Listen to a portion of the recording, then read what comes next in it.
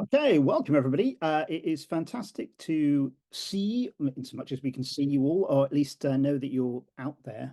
Thanks so much for coming along this evening.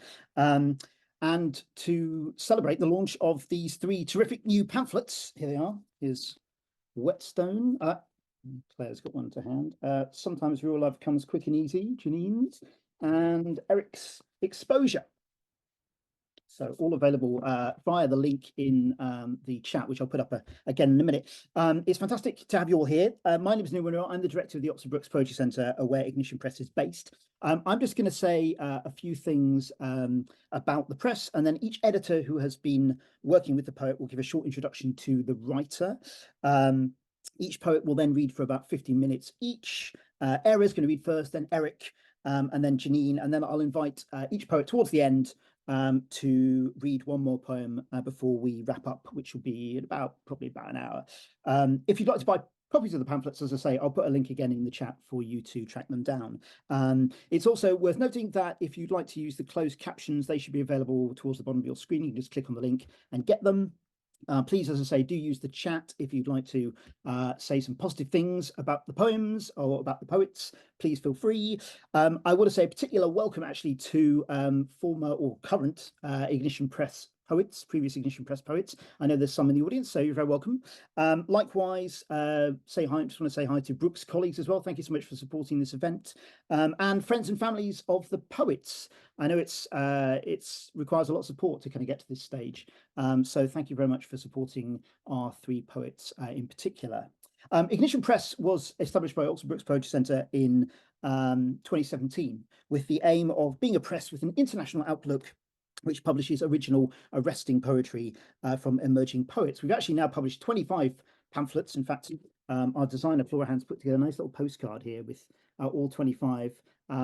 If you'd like a copy of this postcard, actually they're free, but if you'd like a copy and you order a pamphlet, let us know in an email and I'll make sure I send one out to you. It's a nice little thing. So we've published 25, 5 of them have been selected as Poetry Book Society pamphlet choices, 3 were shortlisted for the Michael Marks Award for Poetry for pamphlets, and in 2021 the press won the Michael Marks Publishers Award. There is lots more about the Poetry Centre's activities and about the press and the poets and the pamphlets on the website. And if you aren't following us on social media already, please feel free to do so. We are at Brookes, BROOKES, Poetry on Facebook, Twitter and Instagram. So please find us there. I also want to say a big thanks to my fellow editors for the set of pamphlets, Claire Cox, who you're going to hear from in a moment, and Les Robinson as well, and also to our designer, Flora Hans, who's a local designer here in Oxford, and our typesetter, Luke Allen, who's done a wonderful job with the pamphlets as well, and our printer, which is called Seacourt. They've all done a really great job in kind of putting these pamphlets together, I think. And huge congratulations to our poets.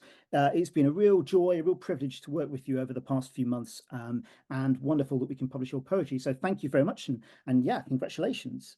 So I'm going to introduce Eira. First of all, Eira's going to read. Eira's poetry is bursting with ideas. On the back of the pamphlet, you will see that, if you have a copy, there is a testimonial from the poet, some of you will know, Bernard O'Donoghue, who writes that Eira's work is a haunting and distinctive mixture of the material and the conceptual and the relations between them, which seems to me a really apt way to describe a collection that in one moment reflects on Irish national identity when Eira writes about the earth's brown thickening, and in the next moment elides the impossible difference between human beings and non-human animals. Many times in this pamphlet we see Eira considering how the body can be, as she writes, an arena for something else. But for all that intellectual ambition, and there is a lot of it in there, which is really exciting, these poems are not cold, they're not distant. We neither lose sight of the visceral nature of their origins, nor do we see the writing straying too far from the emotions, whether of joy or grief or something in between, that brought those poems into being in the first place. It's been wonderful working with Eira, and I'm going to hand you over now to her so that she can read. Eira, over to you. Thank you. Thank you, Neil. Thank you for such a generous introduction, and thank you everybody for coming this evening. Yeah, I feel yeah, so pleased that we can have this space to launch the pamphlets in, and also just such a privilege to get to read alongside Eric and Janine again. So thank you. I thought I would begin this evening with Anniversary. Anniversary. This yearly pilgrimage in search of you is like a stone split open, capable only of revealing more of itself, the long mirrored journey back towards the known. I think of your cells broken up like honeycomb, their brittle matrices delicate as breath. This yearly pilgrimage in search of you is like a stone. The mountain holds your body close to its overgrown passages and the hard ache of its silent gulf, the long mirrored journey back towards the known. At the hotel, 3 badgers with their bandit moan reflect the dark shudder of themselves. This yearly pilgrimage in search of you is like a stone.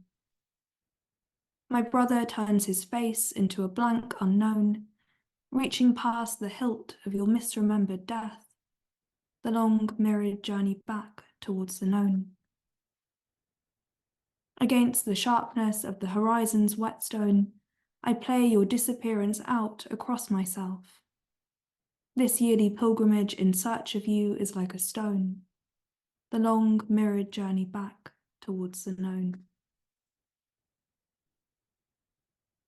This pamphlet is interested, I guess I'm interested in ideas of mirroring, ideas of the relationship between an I and a you, a relationship that maybe keeps slipping or is interested in this kind of blurring that occurs. This is the poem that begins the pamphlet. Twins. In those days, we cultivated the strength of mirrors. The terrible lie of dimension no longer echoed between us. Instead, silver flatness, its glinted doubling that gave no more than it promised. Along the slow bend of light's curvature, our 4-year difference, my sisterhood, levelled itself against fresh precision. In the upturned plastic of our bath, I watched you test out a hypothesis of inverted return. Beneath the water, alive with our skins cast off dirt, salt, oil, the smell of turf and lock, we tried out this logic of playing dead, holding our breath, waiting for life to resurrect us. The poem that I'm going to read next takes its title, oh, thank you for the virtual applause, takes its title from an early modern play by a dramatist called John Lilly. The play is called Love's Metamorphosis, and it's such a strange play with nymphs turning into rocks and birds. But the play begins with a tree being cut down, and as the tree is felled, it begins to speak. Chop and change me. The boy is crouching in the belly of the tree, his narrow feet tucked against its hollow. Outside its polyphenolic skin, he can feel the hot rush of the axe, its sharp predictions splicing the air. He thinks of this severing as a song, waking damp and panting, the hollow thumbprint of light green skin below his throat turned towards the axe's blade. In his dream, the tree sets the air ringing with its creeping undersong of fire and bodies stretched out between tree and boy. In the eye-dark hollow, he realizes the possibilities of his skin, taking on the shape of the axe, exposing their shared insides to the violence of air.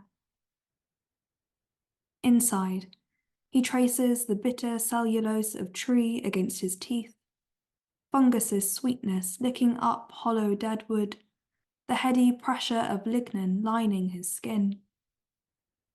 He has been tree for so long that the axe might feel like liberation, a cool rush of air unpeeling membrane from membrane, a cradle song to coax him from himself, picking splinters of tree from his legs as he adjusts his eyes from hollow dusk.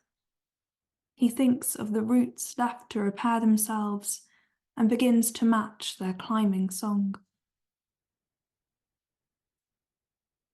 As I was putting this together, the number of animals in it really came as a surprise. I didn't think of myself as somebody who had lots of animals lurking at the back of their head, but I suppose I do. So I'm going to read two animal poems.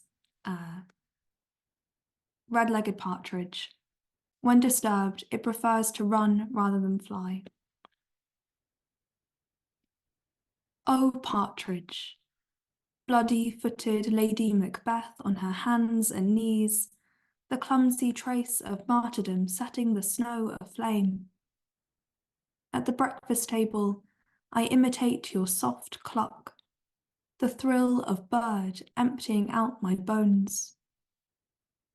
I have made you my companion this winter, imagining the feathered boon of your breast against mine, the ferric glint of beak and eye.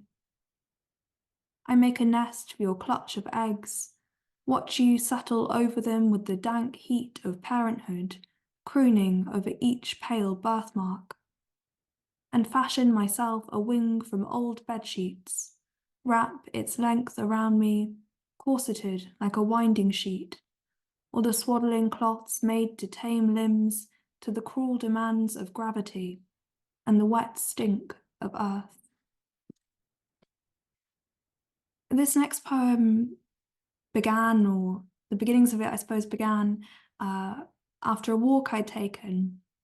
Where I used to live in Oxford, it was very hilly, and I was walking up one of these hills, and I could see something in the distance, and my brain was doing that thing where it couldn't quite figure out what it was I was seeing. My brain hadn't caught up to the image yet. And so when I eventually came alongside the thing I had been struggling to figure out, it was a huge shock. So this is Disgrace. From where I stood, it could have been anything. Death had not yet occurred to me. I thought first of the waxed limbs of children's toys and painted skin, synthetic flesh with ready-made muscle. Closer, though, and the small accusatory body of the pig came into view, its pink rigor mortis curing the air with the smell of animal and plastic. Against the green edge of the bin, its trotter, like two burnt thumbs, announced the curled slump of its head. The pig's face no longer looked like a pig, reduced to the outline of a creature. I held my own arms out as if to double it, compared our nakedness, and was reminded of that lost Wednesday, our bodies thickened with sleep, the backs of your legs jutting out from the sheets, upturned and greased with light. How hungry I'd felt at the sight of them. I'm just going to read two more.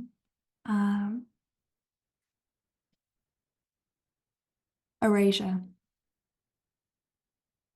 Last night, I thought about mapping the universe onto my body in ink, letting the rain wash me into a grey blur. This is not enough. I want to be full of emptiness, the breath of ghosts, the gentle smoothness of tonight and unbroken stillness that mirrors us. I want to tap into that long radio silence and be eaten up by the blankness of a sigh.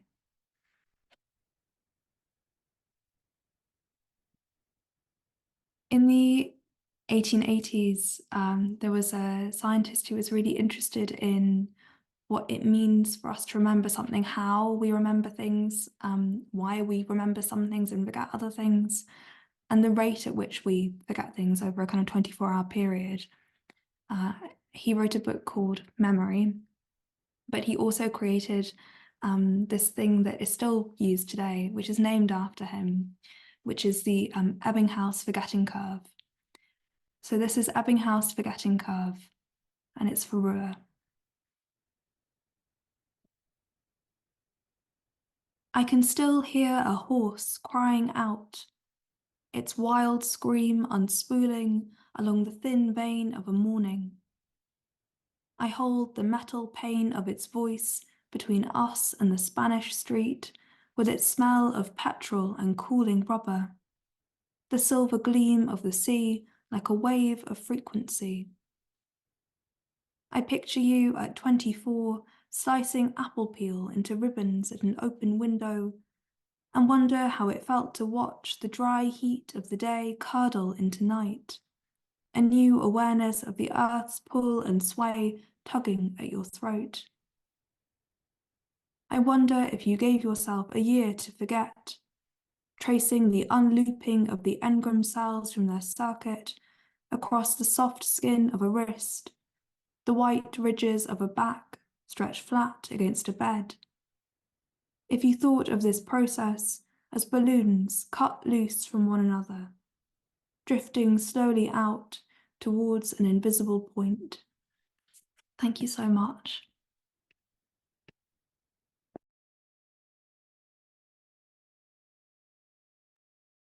Wonderful. Thank you so much, Eira. That was magnificent reading. Really wonderful. Very powerful, really touching. Thank you so much. That's great. I'm going to hand over to Claire now, who's going to sort of here to deputise for Les Robinson, our managing editor, who's been working with Eric, but Les couldn't make it, so Claire is going to introduce Eric. Claire. Thanks very much. Yeah, and thanks, Eira. That was just so, I was so absorbed in that richness and that beauty. Thank you so much for that reading. Fantastic. Yes, and now I will amazingly turn into Les Robinson. I'll need to put on at least another 2 feet, have a penchant for Beaujolais, which possibly won't be too difficult. And I've inherited his introduction for Eric. So I'm really excited. We are, as a press, very excited to have Eric and everyone on board with us. And yes, this, as Neil said, we each work with one of the poets. So Les was worked with Eric, and Les has said that he first met Eric at the National Poetry Competition ceremony in 2022, where he, and that's Eric, not Les, by the way, won first prize for his poem Fricatives. Les thinks accosted might be a slightly better word, because apparently he was pretty full on and was scared that he'd scared Eric away, actually. So, but thankfully Eric has submitted to our open call that we last held, and now we have his intriguing debut pamphlet Exposure. Throughout the editing process, Les says that Eric was thorough and determined. So Les only needed the lightest of editorial touches, and the pamphlet is one that we as a press, and Les is, as head editor, is very, very proud to publish. Fricatives was a very early submission for Eric, who hadn't been writing apparently for too many years, which is a revelation. And that poem won the National Poetry Competition. And now, as Les says, he has been published by the best pamphlet press around. So thank you, Les, for bigging us up. That's great. So where next? We certainly predict that Eric has got a very successful path with his poetry. And so, yes, without further ado, please can we hear from Eric with his wonderful pamphlet Exposure. Thank you. Thanks, Claire, and Les, and Neil, and everyone at Ignition for publishing me. It's been really, really wonderful working with everyone at Ignition, and also I'm very happy, to be published alongside Eira and Janine as well. So thank you so much. So I'll be reading from the pamphlet, obviously. So the first poem, for a little bit of background, there's this very, very famous photographic print by the American artist activist David Wojnarowicz, and it sort of shows buffaloes being driven off a cliff. And in Cantonese, there's a slur that if you translate it literally, it means AIDS person or AIDS guy, and it's a slur or a colloquial term for a gay man. So the first poem is called Ardently Love. In Wojnarowicz's untitled Buffaloes, there are 4 of them. The one already falling is the first to be noticed. Suspended upside down in photographic time, it would be easy to invoke Bruegel's Icarus, or a newborn grabbed by its legs and lifted. Stooped on the cliff's unforgiving decline, the second buffalo accelerates against its will. Its center of mass hurls its hull past the limits of balance. Buffalo number 3 and 4 know what is bound to happen. Because buffaloes are larger than us, their fear is magnified to match. Why are you sad? The cliff asks the viewer. This happens all the time, so why are you sad? The cliff does not understand the gravity of the situation. The photo is angry at the cliff for its ignorance and sad at the buffaloes for dying. It has embalmed its sadness for the viewer to imagine. I examine the photo without having seen a buffalo or known someone lost to AIDS. I'm 16, realizing why they call us what they call us. The story needs the cliff as much as it needs the buffaloes. The second poem I'm reading is called Field of View. Down Pottinger Street, emerging from Queen's Road Central, this line in between marking an entrepot's bifurcation. Am I Occident for you, the schoolboy funner, loafers eroding stone slabs, activity tarnishing the outer rims of history like oxygen? What we were taught in class, I remember. What we were not, I remember more. Time to go home, sang the synthetic bell. The polluted sky switches its allegiance. The street lamp, drunk on voltage, recollects the most exemplary light. So when I went back to Hong Kong a while ago now, I visited several places that were very, they occupied a special place in my heart. And so I wrote a bunch of place poems based on certain places in Hong Kong. So this is one of them. And this one is called Broadway Cinematheque, which is an art house cinema in Hong Kong. Broadway Cinematheque. In Yi Yi, a boy's camera shows people the back of their heads. In Happy Together, 2 men tango on the other side of the world. After the movie, my mother tells me she is divorcing my father. We are sitting in a 70-year-old cafe near closing time, 1 floor above Temple Street. The tiling is composed of repeated octagons and squares. Accordion blinds filter streetlight onto turquoise tables. If I were a cinematographer, I would want the shot to be from outside looking in, so my face would be half hidden. In All About Lily Shushu, a boy listens to his discman in a waist-high paddy field. This is after the trip to Okinawa with his friends, where malevolence first enters his life. The milk tea is cold, and she cannot finish the luncheon meat and egg sandwich.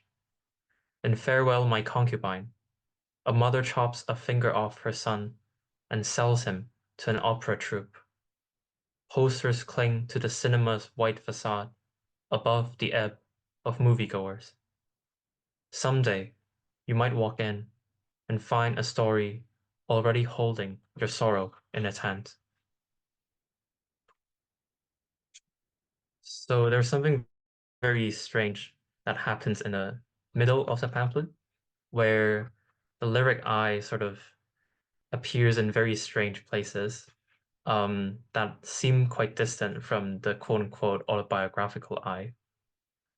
So the next poem I'm going to read is one of those poems. So for some background, there's this very famous anecdote of a Tang Dynasty painter, Wu Daozi or Mdozi, and he was commissioned to paint this mural for the emperor at the time.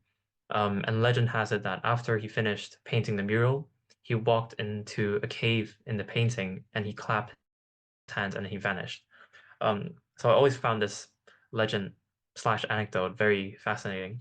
So there's a poem that's kind of about that, but also about something else that is slightly more sinister. Master.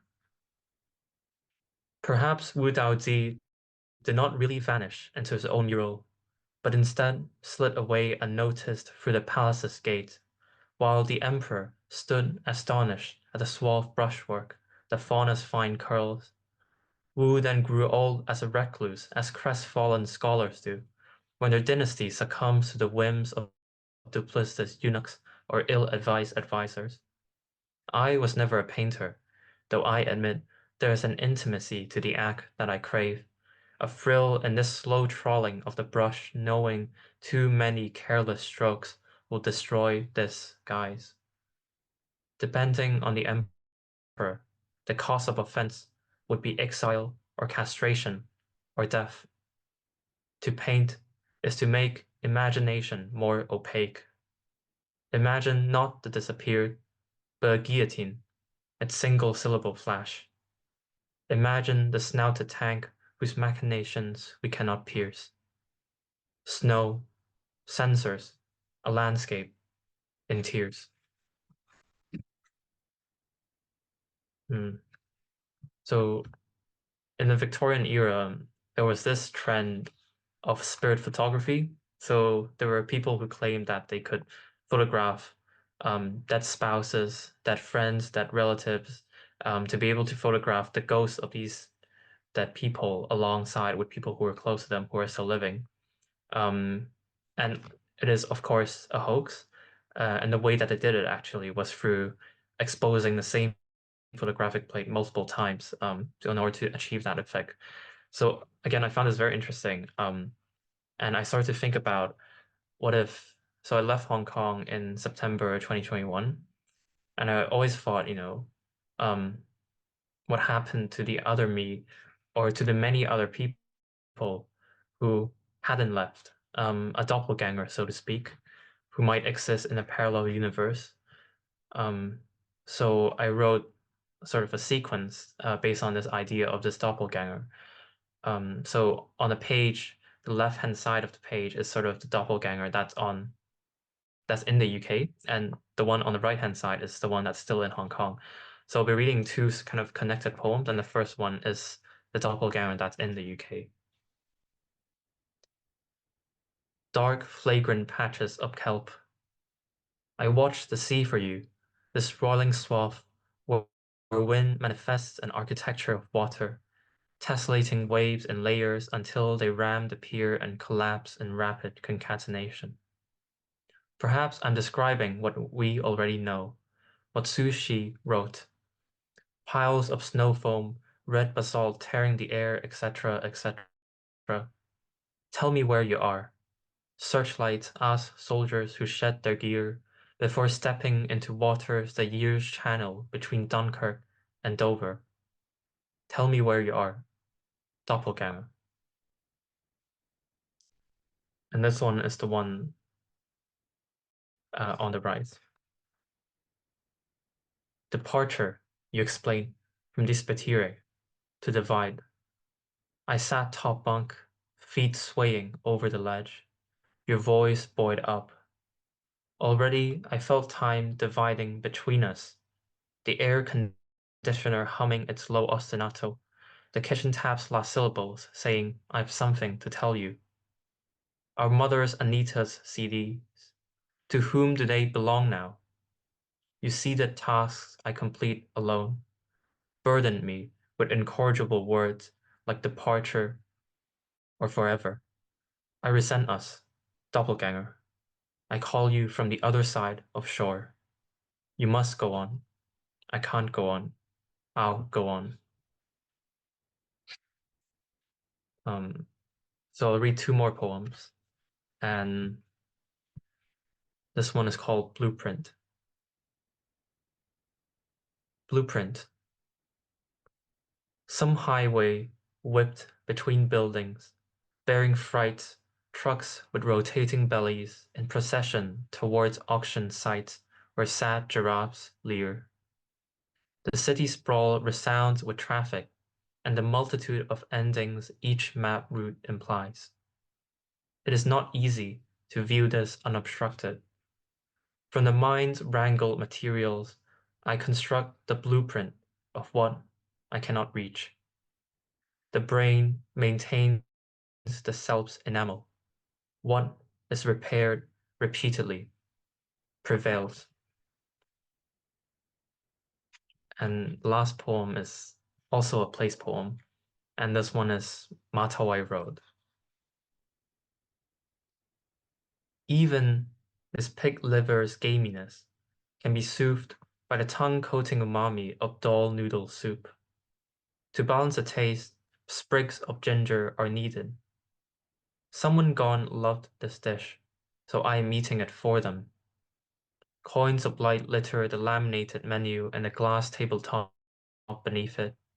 Around the corner lived a lady from Punyu. She had a thumb-sized mole on her face from her husband not finishing his rice when he was young. When I was young, I believed in these tales because childhood is the haven of belief. That the dead could come back through other lives, I never believed. It seemed too obvious a trick.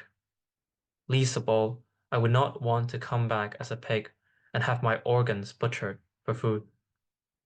Between chopsticks, the noodles disentangle against their will. Their springiness surrenders in ochre soup which I sip to mask the liver's taste. An old man carries a red, white, blue bag with contents I will never see. He is too much like my grandfather, so I look away. Someday, I will understand what suffering means. I will pay for this. Thank you.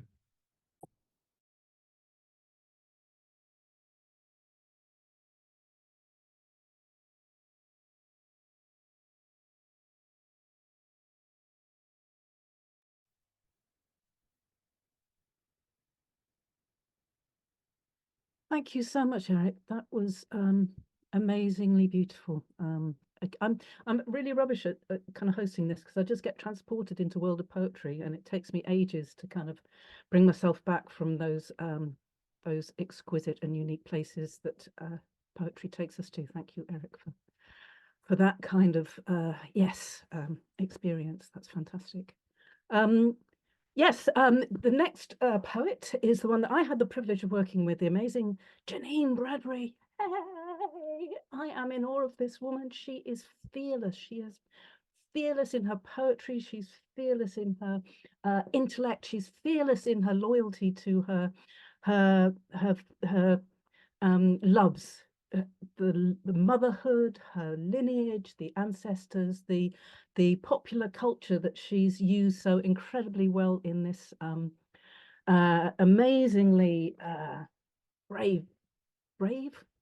fierce pamphlet. I'm in awe. I'm also in awe on how many we had a few email exchanges and various bits and pieces that we would put a comment underneath, and I think I started doing my comments in blue, then came back in pink, and then we used up quite a few colors in our kind of online visual thoughts around how to refine this amazing pamphlet. And you know, as I say, she is fearless and anyway, enough of that. I'm going to read the equally amazing Rachel Long's endorsement here. This is an exciting debut. It is an exciting debut. How to resist a collection that includes wrestling, Amy Winehouse, and jellyfish. These are tender and astute poems that grapple with love, grief, ghosts, and motherhood, and Bradbury's voice is original and clear. That's the lovely Rachel Long. And please, can we hear that original voice even now? Janine, welcome. Thanks, Claire. Gosh, now I feel obligated to talk about Amy Winehouse and jellyfish. I may or may not. We'll see how we go. Eric and Eira, it was so lovely to get to read with you at our in-person launch, and it's really lovely to read with you again. And thanks to everyone here for choosing to spend this hour with us, and to Claire for being such a lovely and supportive editor, and Niall and Les, and my friends and family and colleagues and students, some of whom are here today, for supporting me. I've written a pamphlet. I've written a series of poems. I've put them together as a pamphlet, and the poems are really preoccupied with questions about love, not necessarily romantic love, but I suppose more specifically the idea of sentimentality, which James Baldwin kind of quite famously described as an ostentatious parading of excessive and spurious emotion. And sentimentality is, quite rightly, I was going to say frowned upon, but I think poets are suspicious of sentimentality and keen to avoid it, understandably. But I suppose I'm interested in questions of sentimentality and excess because of the particular implications for particular social groups in expressing emotion. And I think that these questions of how we feel and how we convey what we feel are particularly acute for particular groups, for women in particular, and I think for Black women as well. This question of how we feel and how we demonstrate how we feel and how that's read. So those are the kind of thematic preoccupations of the pamphlet, which is split into 3 parts. The first part looks at questions of motherhood, a topic that is, I think, quite notoriously difficult to write about without veering into sentimentality. And I think sometimes sentimentality is desired by writers and readers when it comes to motherhood. There's a section of poems that explores cultural touchstones that are really excessive in terms of how they engage with and solicit feeling. So professional wrestling, cinema, music, for example. And then the final section is an exploration of desire. I'm going to start with a poem called Melodrama, which reflects my interest in particular melodramatic genres of film and how they depict women of colour in particular as being prone to certain types of feeling. Melodrama. I didn't know stigma and stigmata were the same. Do tears mark shame? I can make my tears more visible. Blacken me with mascara. Make me surplus, glooping, doe-eyed, and I'll bleed into the corners of sleep. Conjure me corneal. Raw stack tests for eyes, Cara walkout cutouts, as far as my eyes can see. Why don't you fade out? I'm torn. My screams are peeling silence like some dark and ancient wind. Cut there, hip neck jerk. Iris in on me. Let yourself feel like no one's watching.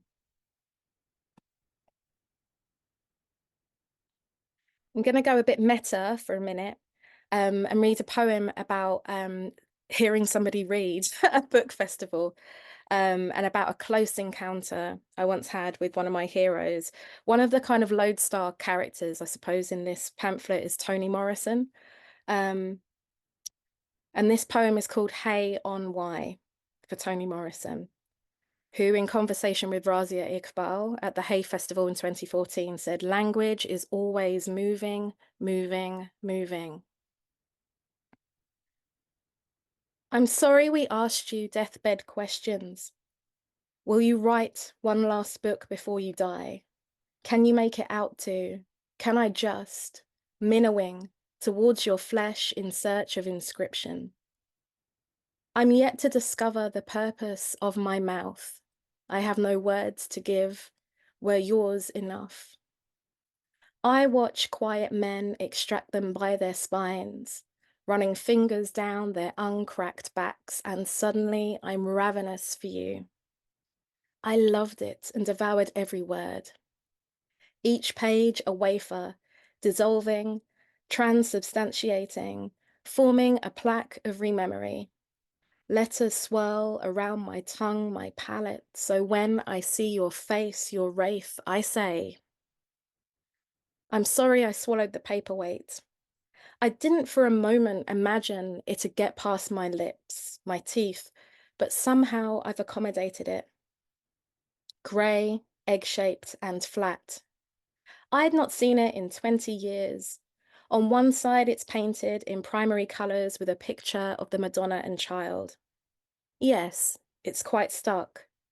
No amount of water will move it on.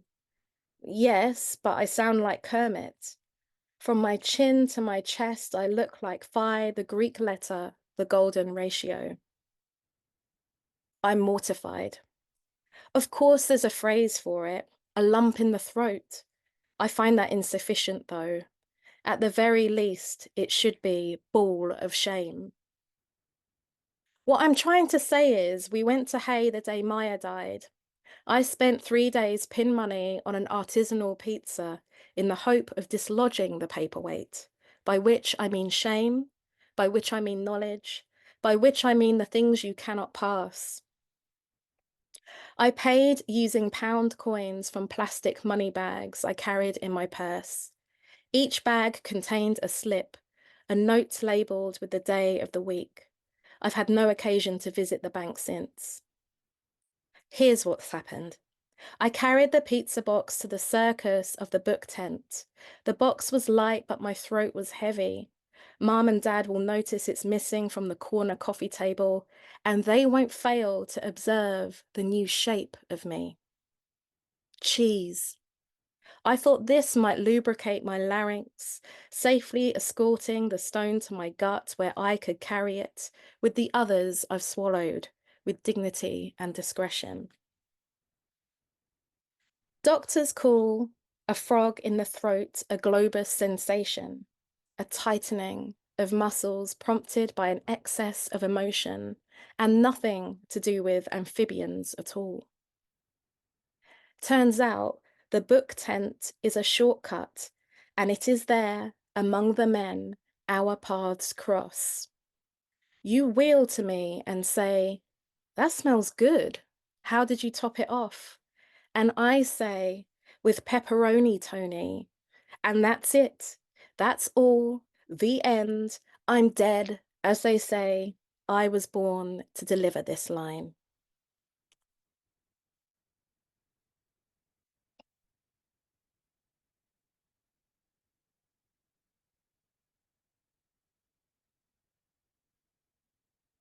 Okay, I did see Toni Morrison at Hay on Wye, and she made eye contact with me while I was eating a pepperoni pizza. So I thought, how can I turn that into a thing? Okay, I'm going to read a couple of mum poems now. This one is called Spoon. And sometimes it doesn't. Sometimes it entails biting, constellations of mini moons in beach, serrated seas, wet from where our tongues cup turmeric stains, and wood stops us from screaming, or so a friend tells me. God knows the teeth I'll lose to this and other forms of lockdown, the teeth I'll collect from dream pouches under pillows, the hows and wheres of storing them. I read a poem about a newborn who, hungry for life, intuits how to crawl across her mother's deflated navel-scape until the small O of her mouth reaches a nipple. Yes, the mother is there, safe and spent, and the child knows this. Yes, I think, yes, a buffet would be best.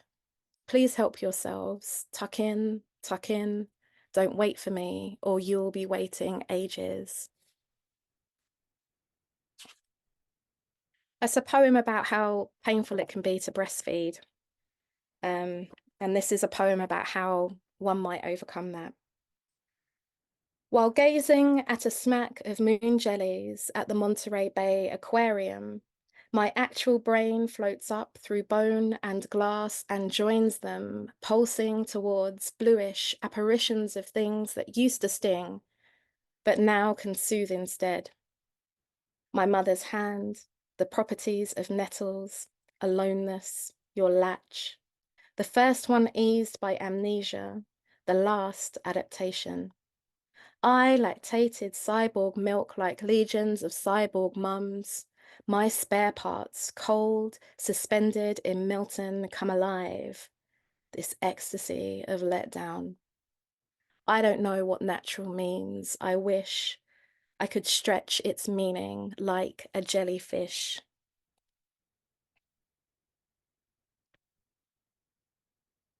Okay, I'm going to finish with the title poem from the collection. Although the title of the poem is different to the title of the collection a little bit. Several of the poems in here are sonnets, and this is one of them. Loose sonnets. Don't test me on my Petrarchan and my Shakespearean. This poem's called Real Love. I loiter and lay over with no man's in no man's land where time taxes. Kennedy. I prayed into a handset, then made a bed on a bench and forced dreams of your chest. I woke up with Spanish-speaking children snacking at my feet, their grandmother's thigh at my crown. Hail, the queen of grief, of in-betweens, I just can't find my terminal. And now I wait in Hartsfield Jackson. In an atrial space, a small bluesman plays piano. The still pendulum of the chandelier hangs above us. I order a burger and I think, geez, sometimes real love comes quick and easy. Thank you.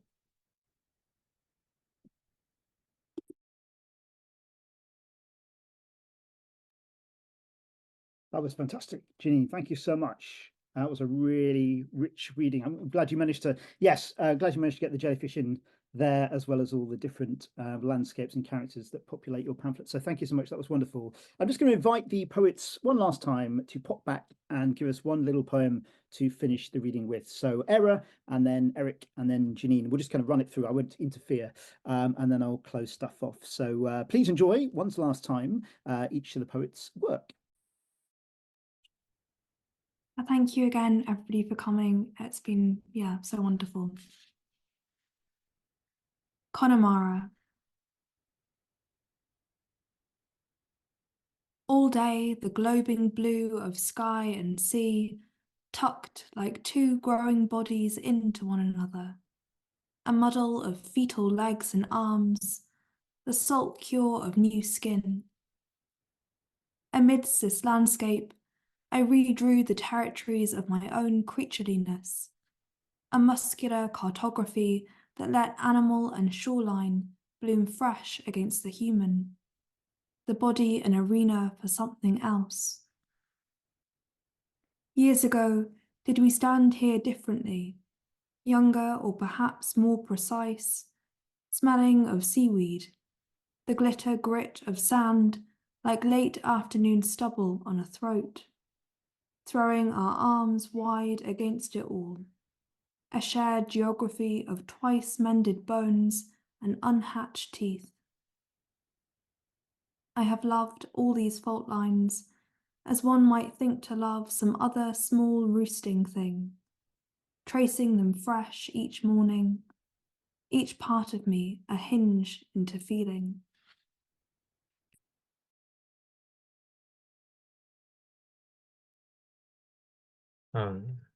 Hi again. So lovely to hear Eira and Janine read again. I'm just going to close off with a very short love poem. Tenor. Now that I feel love, all metaphors have turned duplicitous.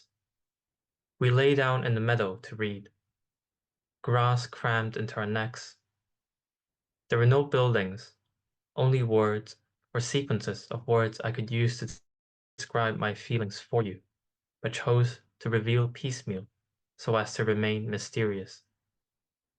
And when you laid your cows over mine, the fuzz reminded me of grass cut exceedingly finely, or that night when we shed all pretenses, took off our clothes, split peaches in the dark and ate them. Thanks.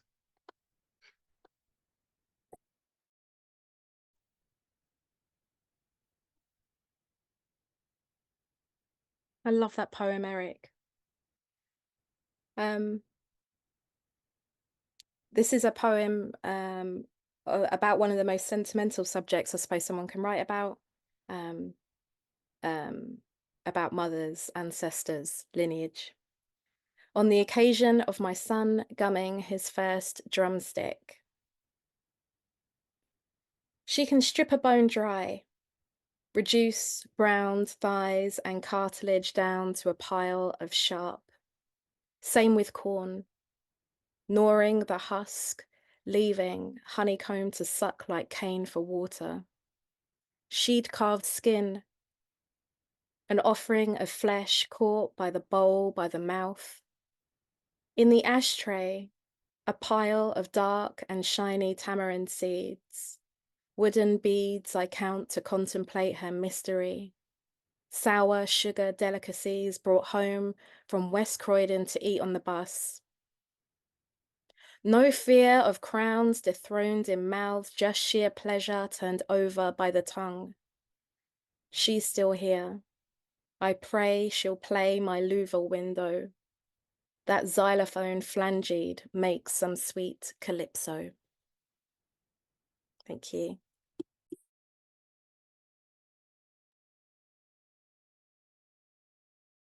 Wonderful. Thank you so much, Janine. Thank you, Eira. Thank you, Eric. It was a real privilege to hear all of your readings this evening.